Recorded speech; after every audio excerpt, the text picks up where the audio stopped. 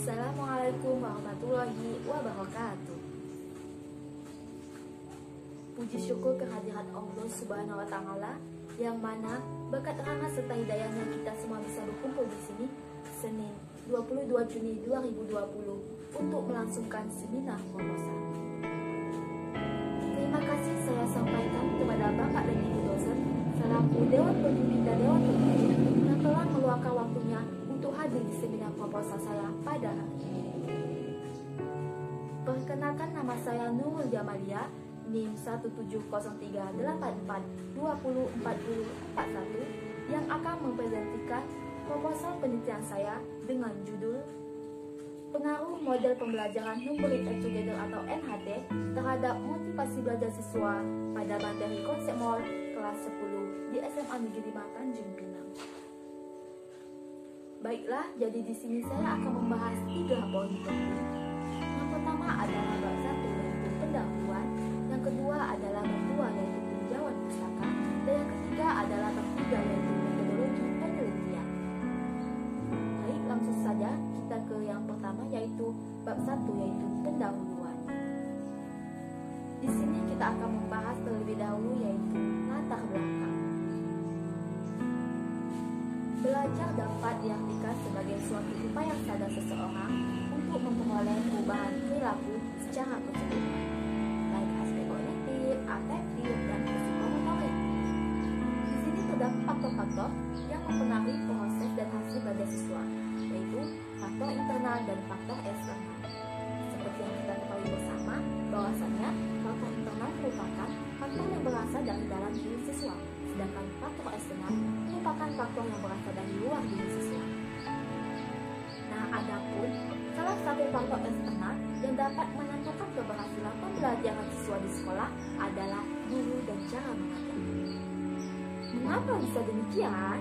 Nah, hal ini dikarenakan guru memegang peranan penting dalam perkembangan minat, bakat, kemampuan, serta potensi-potensi yang dimiliki oleh siswa secara optimal.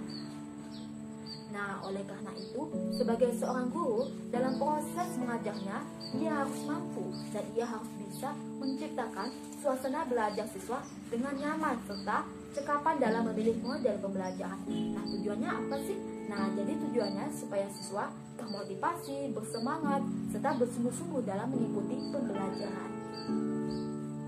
Selanjutnya, kondisi belajar di SMA Negeri 5 Tanjung Pinang masih terlihat sifat individualistis siswa, yang mana siswa cenderung egois, tidak mau menjelaskan sesama temannya, dan hanya ingin bergaul dengan orang-orang tertentu. Nah, jika hal ini dibiarkan terus-menerus, maka tidak mustahil akan menghasilkan siswa yang cenderung egois, tidak acuh terhadap teman sekelas, serta tidak mau menerima kelebihan serta kekurangan orang lain. Nah, oleh karena itu, upaya yang dapat dilakukan oleh guru salah satunya adalah dengan menerapkan model pembelajaran kooperatif. Nah, mengapa sih? Nah, karena model pembelajaran kooperatif ini memiliki kelebihan dalam penggunaannya. Yang pertama adalah melatih siswa agar ia bekerjasama serta menghargai pendapat orang lain. Yang kedua adalah melatih siswa untuk menjadi tutor sebaya. Dan yang ketiga adalah memupuk kebersamaan dan membuat siswa terbiasa dengan perbedaan.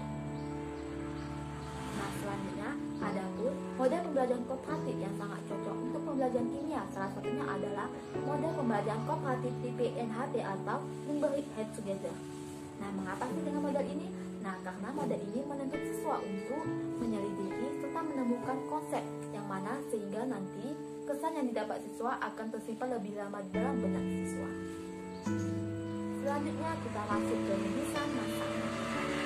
Nah, berdasarkan latar belakang yang telah saya sampaikan tadi, maka rumusan masalah yang saya angkat adalah apakah terdapat pengaruh model pembelajaran Numbering Add Together atau NHT terhadap motivasi belajar siswa pada materi konsep MOL kelas 10 di SMA Negeri 5 Tanjung Pinang. Selanjutnya adalah tujuan penelitian. Nah, jadi tujuan penelitian ini adalah untuk mengetahui apakah terdapat pengaruh model pembelajaran Numbering Add Together atau NHT terhadap motivasi belajar siswa pada materi konsep MOL kelas 10 di SMA Negeri 5 Tanjung Pinang. Selanjutnya adalah manfaat. Jadi di sini terdapat 4 manfaat. Yang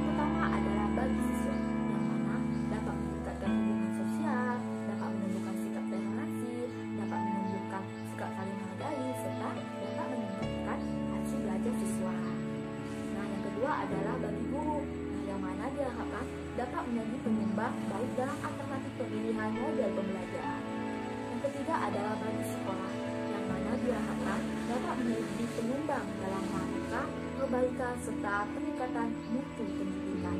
Dan yang keempat adalah bagi peneliti atau bagi saya sendiri, yang mana diharapkan dapat memperluas wawasan, memperkembangkan pengetahuan, dan menerapkan teori yang telah didapat di sekolah dan dipraktikkan dengan sesungguhnya.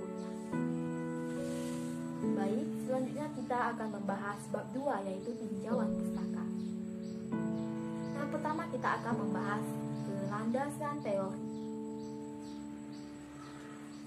Menurut Sanjaya dalam Hamdani tahun 2011 halaman 30, ia mengatakan bahwa model pembelajaran kooperatif merupakan serangkaian pembelajaran siswa dalam kelompok tertentu yang mana bertujuan untuk mencapai tujuan yang telah dirumuskan. Selanjutnya, menurut Hamdani tahun 2011 halaman 88, ia mengatakan bahwa model pembelajaran Numeric Head Together atau NHT merupakan metode belajar dengan cara guru memberikan nomor pada setiap siswa. Setelah itu, guru membentuk beberapa kelompok. Nah, setelah itu guru akan mengacak serta menyebutkan atau memanggilkan nomor. Nah, bagi siswa yang nomornya disebutkan atau dipanggilkan, maka ia harus bersedia menjawab atas apa soal yang telah guru tersebut berikan. Selanjutnya, menurut Purwanto tahun 2010 halaman 71, ia mengatakan bahwa motivasi merupakan usaha yang disadari yang dilakukan untuk mempengaruhi tingkah laku seseorang agar hatinya tergerak ingin melakukan dan bertindak supaya mencapai hasil dan tujuan tertentu. Jadi di sini terdapat 3 ciri-ciri siswa yang termotivasi. Yang pertama adalah adanya hasrat dan keinginan ingin belajar. Yang kedua adalah adanya dorongan dan kebutuhan untuk belajar. Dan yang ketiga adalah adanya cita-cita serta harapan untuk masa depan. Selanjutnya adalah materi konsep MOL. Konsep MOL merupakan materi pokok di kelas 10 di SMA Negeri 5 Tanjung Pinang yang mana menggunakan kurikulum 2013. Yang mana pada materi konsep MOL ini membahas tentang hubungan MOL dengan jumlah partikel, hubungan MOL dengan massa, hubungan MOL dengan volume, dan hubungan MOL dengan konsep MOL. Baik, selanjutnya adalah penelitiannya relevan. Jadi pada penelitian ini saya mengambil penelitian dari Kusmaliadi tahun 2015, yang mana sebenarnya penelitian saya sama Kusmaliadi ini sama, tetapi hanya berbeda pada objek penelitiannya. Yang mana pada penelitian saya hanya mendapat satu variabel bebas dan satu variabel terikat, yang mana pengaruh model pembelajaran Numeric Head Together atau NHT terhadap motivasi belajar siswa. Nah, sedangkan Kusmaliadi tahun 2015 ini dia mengambil pengaruh model pembelajaran Numeric Head Together ini berbantuan media audio visual terhadap hasil belajar siswa. Selanjutnya adalah kerangka berpikir.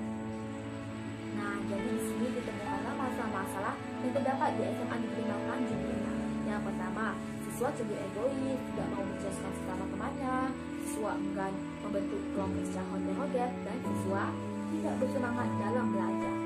Nah, jadi setelah ditemukan masalah-masalah ini, maka dicarilah suatu solusi. Nah, apa sih solusi tersebut? Nah, jadi di sini ditemukanlah solusi, yaitu penggunaan model pembelajaran Numeric Head Together atau NHT. Nah, setelah didapatkan suatu solusi ini, maka solusi ini diterapkanlah pada siswa. Nah, setelah diterapkan pada siswa, maka dapatlah hasil, yaitu siswa termotivasi belajar. Selanjutnya adalah hipotesis penelitian. Jadi di sini didapatkanlah HO dan AA. HO-nya adalah tidak terdapat secara signifikan pengaruh model pembelajaran Numeric Head Together terhadap motivasi belajar siswa pada materi konsep MOL kelas 10 di SMA Negeri 5 Tanjung Pinang. Sedangkan HA-nya adalah terdapat pengaruh secara signifikan model pembelajaran Numeric Head Together terhadap motivasi belajar siswa pada materi konsep MOL kelas 10 di SMA Negeri 5 Tanjung Pinang. Baik, selanjutnya kita masuk ke bab 3, yaitu metodologi penelitian. Yang pertama adalah tempat dan waktu pelaksanaan. Nah, jadi pada penelitian ini saya akan melakukan penelitian ini di sekolah SMA Negeri 5 Tanjung Pinang yang mana beralamatkan di Jalan Agus Salim nomor 37. Dan perintilan ini sudah saya rencanakan sejak bulan Juni sampai Januari 2021. Selanjutnya adalah populasi dan sampel, yang mana pada perintilan ini saya akan menggunakan subjek penelitian yaitu seluruh peserta didik kelas 10 di SMA Negeri 5 Tanjung Pinang. Dan teknik sampling yang saya gunakan adalah total sampling. Selanjutnya yang ketiga adalah jenis penelitian. Jadi pada perintilan ini saya akan menggunakan jenis penelitian yaitu pendekatan kuantitatif, yang mana jika ditinjau dari metodenya, maka penelitian ini termasuk ke dalam metode eksperimen semu atau kuasi eksperimen. Selanjutnya adalah rancangan penelitian, yang mana pada penelitian ini saya akan menggunakan rancangan atau desain penelitian yaitu kuasi eksperimen, yang mana bentuk desainnya adalah desain only control design. Yang kelima adalah teknik pengumpulan data, yang mana pada penelitian ini saya akan menggunakan teknik pengumpulan data berupa angket atau kuesioner. Yang keenam adalah instrumen penelitian, yang mana pada penelitian ini saya akan menggunakan instrumen penelitian berupa angket yang di dalamnya terdapat pernyataan-pernyataan serta lembar observasi. Yang ketujuh atau yang terakhir adalah teknik analisis data. Jadi di sini terdapat tiga. Yang pertama adalah pemberian nilai pada setiap siswa.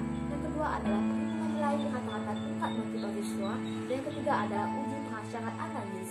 Yang mana yang ketiga ini terdapat 4, yaitu uji normalitas, uji validitas, uji homogenitas, dan uji hipotesis. Baiklah, sekian presentasi seminar proposal penelitian saya. Terima kasih atas perhatiannya. Berlebih dan berkurang saya mohon maaf. Saya akhiri dengan wasikum bittaqullah. Assalamualaikum warahmatullahi wabarakatuh.